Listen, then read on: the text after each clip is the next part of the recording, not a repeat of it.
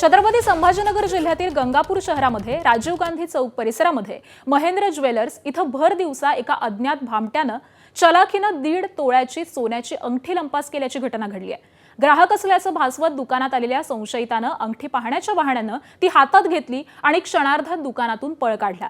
ही संपूर्ण घटना दुकानातील सीसीटीव्ही कॅमेऱ्यामध्ये चित्रित झाली आहे।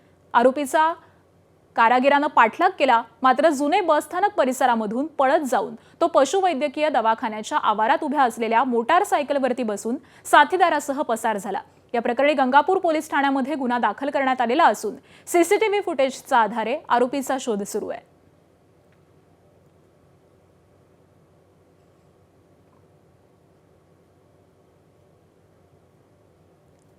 तर छत्रपती संभाजीनगरच्या गंगापूरमधली ही घटना आपण पाहतोय।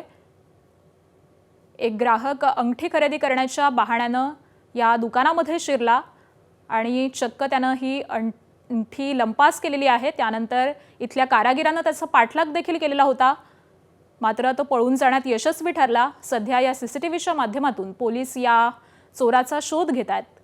छत्रपती संभाजीनगरच्या गंगापूरमधली ही संपूर्ण घटना आहे।